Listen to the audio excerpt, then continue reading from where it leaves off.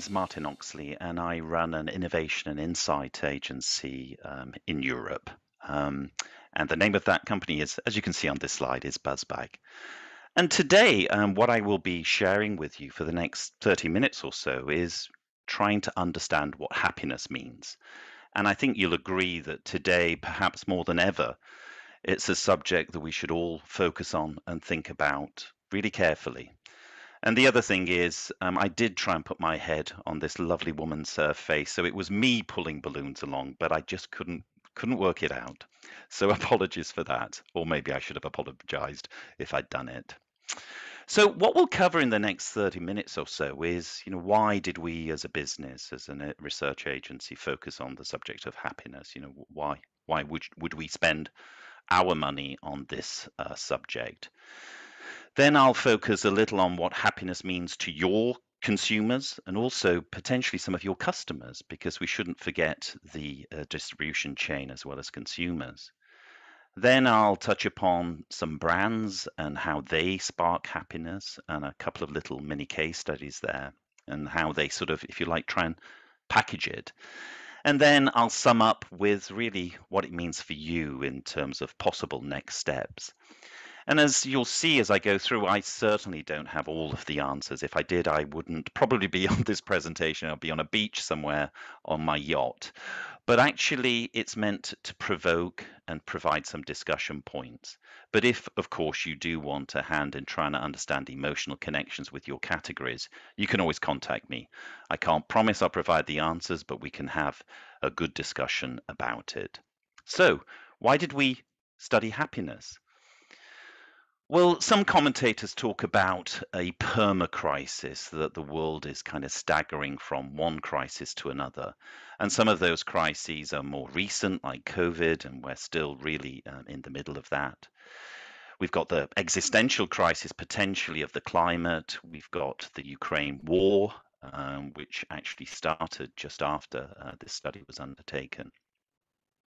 So those are some really big, reasons to look at something potentially a little bit more uplifting.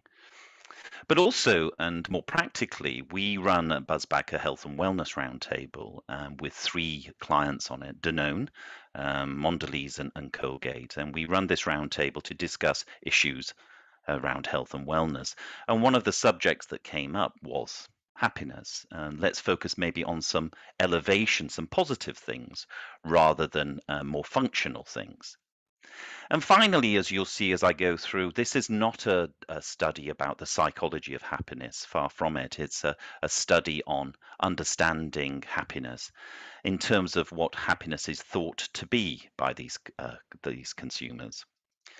So who we spoke with, and this is important. I think it's important that we understand the methodology, because we are ostensibly living in a post-truth world. So I would encourage you to ask all of your agencies that you work with to tell you where they get their data from. But we studied 400 people in each of the markets here: UK, Brazil, US, and China, to try and see if there was a global commonality, really. Is happiness the same everywhere? Are there similarities, differences? And then also we looked across the different age cohorts, as you can see on the bottom left. So those are the people we talked to, and it was deliberately broad and as international as it could be, to, as I said, to see, is there a sort of a human commonality? And the approach we took was to do some videos. We asked people to tell us a little bit about happiness, which I'll show you some videos in a moment. We then used a storytelling technique, which we use a lot in research, where consumers can create a visual collage and then describe this collage so that we can understand the emotions behind happiness, what it means to them. Because sometimes those triggers are not just verbal, they can, of course, be visual as well. And then we utilized a technique that we've developed, which is trying to understand all of the senses, which I think would be particularly important to this audience, sight, smell, taste, and so on. And then finally, we asked them for the brand component to use a sort of Tinder approach. And I'm sure all of you in this room are very familiar with Tinder. Some of you may even be doing it now, who knows? But this was a design to try and get people to tell us which brands they associate with happiness and which they don't. So that's the sort of approach that we took. But the first thing I wanted to do was introduce you to some of the consumers that we interviewed, and we got them to tell us what happiness meant to them. So here goes. A happy place would be anywhere I am with my daughter and her family, especially my grandson. He's just so full of life and laughter. Felicidade ela está atrelada a com quem você se relaciona, como você interage com o meio onde você vive, com a sociedade, com a sua comunidade. Você está de bem com todo mundo, acho que você pode se considerar feliz. Happiness for me is being close with friends and family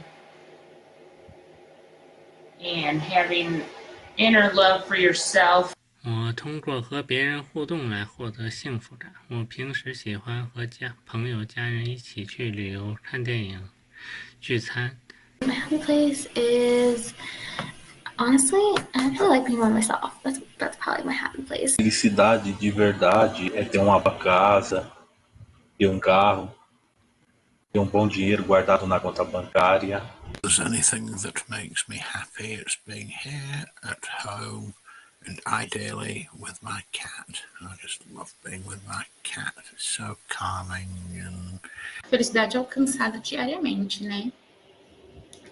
Quando a gente acorda saudável, sem nenhum outro tipo de problema muito grave, a gente se sente feliz. Walk down the beach, just for me, it's my safe haven. Even just sitting on the rocks or looking at shells with my daughter. I'm happy when I'm sleeping. I'm happy when I'm eating. I'm happy when something good happens to me, or when I avoid something bad happening. Eu acredito em viver e simplesmente deixar viver, curtindo o sorriso de uma criança, o som dos pássaros pela manhã, ou passeando no jardim florido, sentindo o perfume das rosas.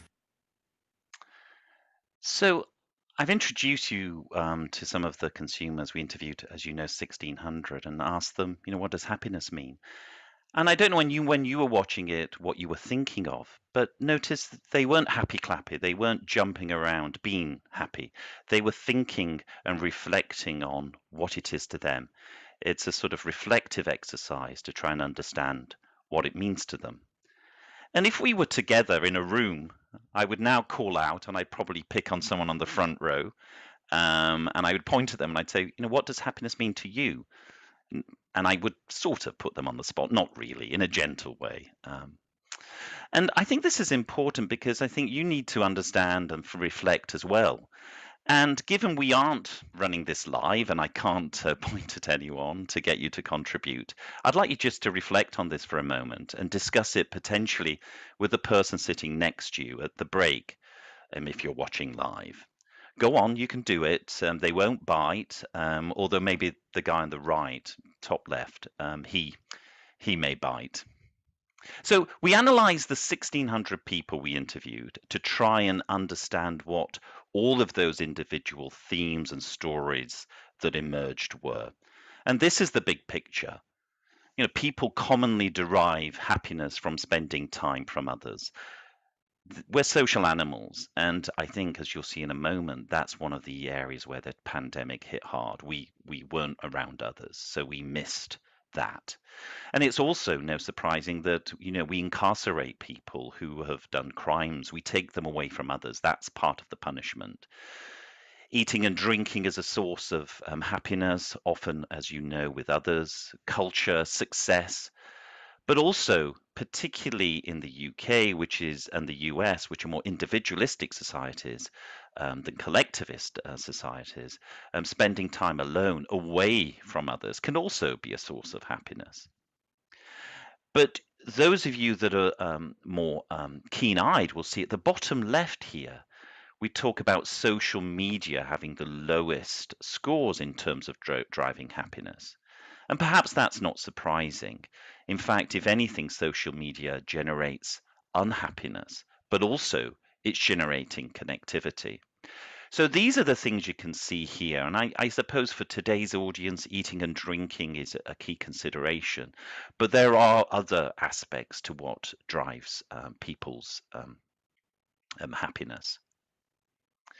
But notice that no one really, to any great extent, mentioned health. And I guess you're probably wondering that.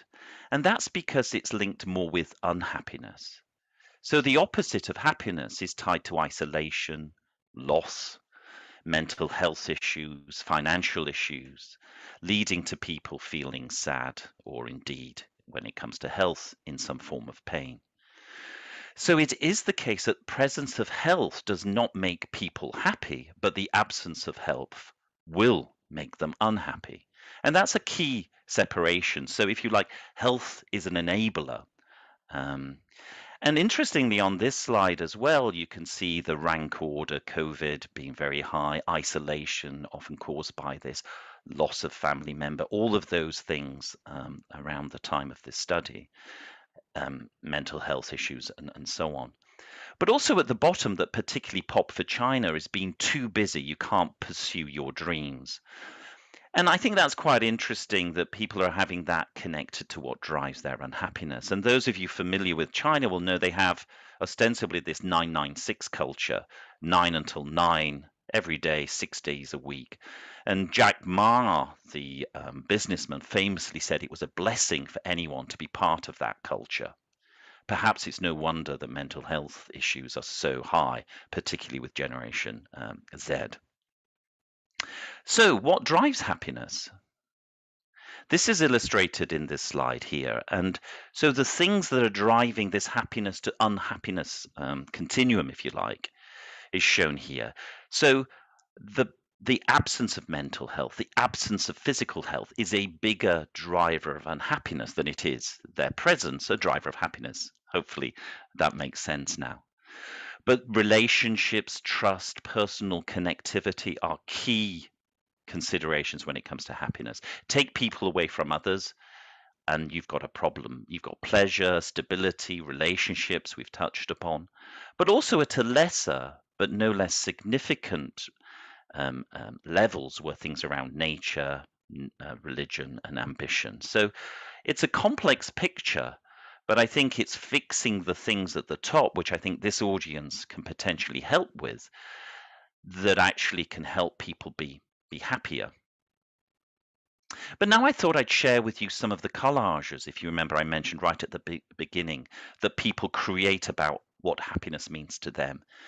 And the reason we do this is it helps people reflect, it helps people tell us stories, but it helps activate the silent. It helps images to actually reveal some of the inner stories. And I won't read both of these to you, and I certainly won't read all 1,600 collages that we had from this study. But I selected these because I thought they were my personal favorites, if you like. The young lady on the left here, female, 22, from Brazil, she said, I chose a yellow color because it makes me think of the sun and the feeling of happiness I have when it's shining. The woman meditating brings together a sense of plenitude and peace, and beach is the place that makes me the happiest. And she goes on to describe what makes her happy. And I think in here it's a powerful way of also looking at the visual associations with happiness and also the colors. So when we actually did an analysis across all 1,600 of those collages, we discovered that actually happiness has, I guess, two big buckets of emotions. And the same people can feel, of course, both emotions. It's not mutually exclusive. But for some, at some times, it's about feeling calm on the left-hand side. It's about ease. It's about feeling elation and fun. It's a sort of, kickback, peace and comfort, if you like. And on the right, it's much more about outer directed, about love, achievement, pleasure, and fun. So sort of two different things, inner directed, if you like, outer directed. But I'd also like to draw your attention to the colors at the bottom. These are the colors that people selected for their collage. And the top colors that were selected, you can see in were yellow and blue, with some popping slightly more yellow in the UK. We don't have a lot of sunlight, and in the other markets, blue. And I was touched when I saw this because it reminded me of a flag. And of course, it's the Ukrainian flag. And boy, do those guys need a little bit of happiness. But we at least are associating happiness with their flag. Let's hope they get better soon or survive. But one of the things as well is to focus on this outer directed, is to try and understand how people communicate when they tell others about happiness. And this for me is a key consideration, because if you remember the videos, they were very inner directed, people reflecting on happiness. How would people project happiness? And so for those who use social media, we asked them about happiness and which hashtags they would use if they were going to broadcast. And you can see here they're showing fun, shared moments with others. It's about love and family. It's about being together. It's about travel and moments. So this is, if you like, closer to the overt. This is what you say to the world that is happy. But actually the inner directed, the more collage-based approaches, and indeed some other videos are the ones that are more reflective. So this shows, I guess, both sides of the coin, what happiness is to people. So now let's look at some of the projective techniques we use around the different senses. So we asked people about their sensory associations with happiness. And you can see here they're closely related to, of course, sight, smell, and sound, particularly of nature and comforting textures. So the sight of happiness, beach, ocean, sunny days, flowers, sunset, sunrise, and so on. You've got the smell of happiness, again, about nature, cut grass, flowers, being very consistent globally, flowers particularly. Sounds of happiness, birds, waves, rain, lovely ideas here. And I heard that during lockdown, one of the biggest increases in terms of downloads of apps was an app related to identifying birdsong. And I just love that idea. And this male here, 21 in Brazil, saying, birds in the morning. I think it led us to reconnect a little with nature. And then textures of happiness. We already saw the UK gentleman talking about his cats and their fur. Here, this is this kind of softness that's coming through. But I guess for this audience, perhaps most thinking about taste potentially. And a lot of happiness really was related to sweetness, especially with chocolate, more so than salty or spicy flavors. And you can see here on the left-hand side some of those sweet goods, a little bit about home-cooked, provenance, where it's from, making you happy. Interesting, I think we could draw connections back to people being connected, home-cooked, bringing people together. A little bit about spicy food coming through, but also, and for those of you that know the UK, perhaps not too surprised that often the taste of happiness can be in a bottle.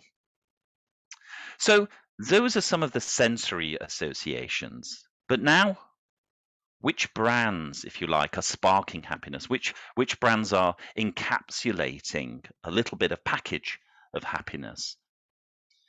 One of the things that we did here was to try and understand spontaneously which brands come to mind when people think about happiness. And so at the top left here, you can see the top brands in each of the markets. And you can see there is some consistency. Particularly, you can see Nike in every market, Apple in a number of them. I'll explain some of that in a moment. But also we're seeing, Coke and Cadbury and so on coming through. And I think as well, when you look on the right-hand side of the slide, when you start to look at categories, you'll see that there is a strong connection between happiness and food. So this is easy food, simple, accessible indulgence, perhaps small everyday treats that make them feel good and give you a sort of instant hit. Clothing and automotive brands, for example, are higher in Brazil and China. And if you look at the bottom left, where consumers in those markets are more likely to link material things to happiness. And I think there was an element of that in some of the videos that we showed. Of course, the videos were not particularly representative of all 1600. They were more illustrative. But there was an extent to which in those markets, achievement and having was a closer link to happiness than the UK and indeed the US. But to then measure consumers' more instinctive response to the question, which brands spark happiness for you, we use the Tinder approach that I mentioned earlier. And this was really designed at swipe right if the brand associated with happiness, and left if not personally. And we didn't, of course, cover every possible brand. We were purposeful in our selection. We selected around 15 or so. But hopefully you can see here there's a combination of different brands. You've got food and snacks sparking more joy for the US, UK. Tech brands arguably slightly higher in China, but common everywhere. And there was more of a mix in Brazil, Danone, Microsoft, Colgate, and so on. And then also with some personal care brands. And trying to then sort of disentangle the meaning here, particularly for the food brands, what we were seeing here is that what they associated with happiness, these brands, and why, it was very much about indulgence, this comfort feeling, with often connections with childhood. I think sometimes we can easily forget when it comes to food that food is an incredible experience in the moment, but also it's a link to our past, as scent is particularly. And these brands here, you can see, Coke reminds of Christmas, for example, childhood, taste coming through for the brands on the left-hand side. And then common for sweet treats here about indulgence and reminding of childhood. So those were the kind of food brands, but I thought I'd also just look at some of the technology brands, because I suppose some of you may be surprised that technology was coming through when it comes to happiness. But of course, these are all about connectivity to loved ones. And it's very easy to connect by sending a message of love or staying connected. And I think that's what many of these brands are doing. But also when it comes to the more streaming services, it's often about relaxing rather than the specific functional benefits. And you can see here at the bottom some explanations for why some of these brands are linked to happiness. But then I suppose we were trying to understand a little at a very high level for the purposes of this study, the extent to which different brands and different brand initiatives can link to happiness. And so we gave people a series of attributes for them to evaluate and rate. And I think what's quite interesting, and I guess certainly in some parts of the world who've been hit economically harder during the pandemic and indeed during the perma-crisis that we're experiencing, but value for money is very high. You can, these little, every moment counts, every penny counts really. And this idea of value for money, you can, improve my feeling of happiness by making it cheaper. But then there are more involved elements like sustainability, particularly in China or Brazil, this was popping. And we all know there is a say-do gap. But equally, if you can link to purpose, this can be very key. And perhaps you're not surprised looking at this slide here that advertising is really low down. But equally, in some markets, it was recognized that brands do need to communicate. So, what about brands? How are brands leveraging this feel-good factor? This is where I just want to briefly talk about the health and wellness roundtable that I mentioned earlier, and talk about each of the participants and what they had to say. So here, a Christian was telling us that driving happiness was important for Colgate. A key signal of happiness is, of course, smiling, which ties to their Bright Smiles Future Brands Oral Care Education Program. And the core of the brand is about optimism and belief that everyone deserves a future that they can smile around. And a key area they can influence, of course, is the physical health part of happiness. And then Dieter from Danone talked about helping consumers find a stronger connection with their self, finding meaning in their life, but also for the broader community. And at the heart of this is purpose and meaning. And caring for themselves, if you remember that was a key consideration earlier, can be enabled by water and hydration. And I think, when it comes to Evian, this notion of drinking true, connect, and be different, and be the best version of yourself. The final person involved was Yeet at Mondelez, and I think here I just want to show a video of a fantastic initiative that Mondelez did in India about driving happiness in a very creative way through their distribution channel. So here I'm just going to run the video and let it speak for itself. So watch and enjoy. This is really magical. Big businesses and brands that suffered during the pandemic found their way back, but the smaller stores still suffer. This lockdown has been a real tough phase of my life. I mean, I have seen bad days, but this was the worst. Last year we helped small businesses through Diwali. So this year we decided to bring it back. Presenting not just a Cadbury ad. This Diwali, we helped hundreds of small businesses by making India's biggest brand ambassador be their brand ambassador. इस दिवाली आप भी ना अपने पास वाले fashion नोवा emporium से ही कपड़ों की shopping करना और फिर एम्पायर फुटवेयर नाम तो सुना होगा अपना स्टाइलिश चश्मा बगल वाले हेवन आई ऑप्टिशियन से ही लेना सिद्धि विनायक इलेक्ट्रॉनिक्स से लेटेस्ट स्मार्टफोन खरीदकर धमाकेदार सेल्फी पोस्ट करना क्या कर रहे हो मीठा लाए कि नहीं लाया हो ना यार अपने पास वाले रोशन किराना से आप भी अपना मीठा वहीं से लेना We used machine learning to recreate Shah Rukh Khan's face and voice to take the local store names in the ads. इस दिवाली आप भी ना अपने पास वाली चॉइस ऑफ फैशन से ही कपड़ों की शॉपिंग करना पास वाले आजकल फैशन से ही रॉयल फैशन से ही एमके क्लॉथ्स से ही पास वाली लक्ष्मी कलेक्शन से ही कपड़ों की शॉपिंग करना इस दिवाली आप भी ना अपने पास Different versions of the same ad with local store names were targeted as per the PIN code of the viewer, showing them only the nearby stores.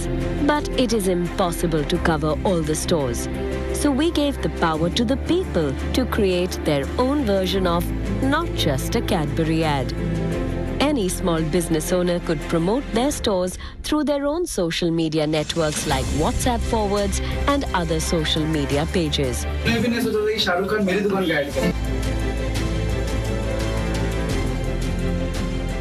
हमारे आसपास की जो दुकानें हैं उनकी दिवाली भी तो मीठी होनी चाहिए ना Cadbury celebrations, not just a Cadbury ad. Big business. I don't know about you, but I found that video inspiring. It was a wonderful combination of technology, artificial intelligence, a superstar, as in Shah Rukh Khan, who is, for those of you that don't know him, Google him. He's bigger than any Hollywood A-lister. But I think it's amazing how at the end, when it showed the distribution channel, the people in the CTNs and the different shops around India, how happy they were. And I think sometimes perhaps linking happiness of the consumer and forgetting the distribution channel is a mistake. And I thought that was just a great example. So finally, just really to wrap up with a couple of thoughts. I love this slide here. These are different brands that I think are trying to have one thing in common with all of the logos you can see here, that is subconsciously communicating a little bit of feel good on a very small little interaction, which is simply looking at each of the logos. And you can see in all of them, there's a little smile. And if you can't spot all of the smiles in all of them, you can always email me and I'll point it out to you. But why not? It's the behavioral economists will tell you every simple little connection can promote the idea of happiness, or at least a smile. So now, just to sum up in the couple of minutes I have available, what are the key insights I've taken you through? Well, first of all, and most importantly, perhaps, as humans, as social animals, it's about connections. And brands, and indeed categories that can you bring people together with shared experiences, passions and moments, just like Diwali, for example, I think our understanding that condition, what it is to be happy. There's joy in everyday small pleasures. It may be technology connecting with people. It may be small pieces of chocolate or food. It's these moments where taste, comfort, indulgence, and thrills, for example, where it's less intuitive, but actually making it easy to connect with that moment of happiness. We saw at point 3 here, sight, sound, sense of happiness, often coming from nature. And we know that packaging can connect to nature. And of course, this is a key consideration when it comes to sustainability. And then last but not least, being kind to ourselves. And I think that those of you that have flown recently, I haven't flown for a year or so, but they always say that look after yourself first, put the oxygen mask on yourself before helping others. And I think that's a key consideration here. Being kind to yourself can be also a source of joy. So if you remember really right at the beginning of the presentation, I asked, what does happiness mean to you? I'd like to leave you with that rhetorical question, really. What does it mean to you and your consumers, and indeed your customers, and how you can introduce that to your audiences? And finally, to wrap up, if anyone's interested in these slides, please email me here. If you want to see more about our work on happiness, you could use that URL there, or indeed you could just Google Buzzbag and happiness. And if you have questions, I think they'll be in the Q&A, and I'll either get back to you live or by email. So thank you very much for your time.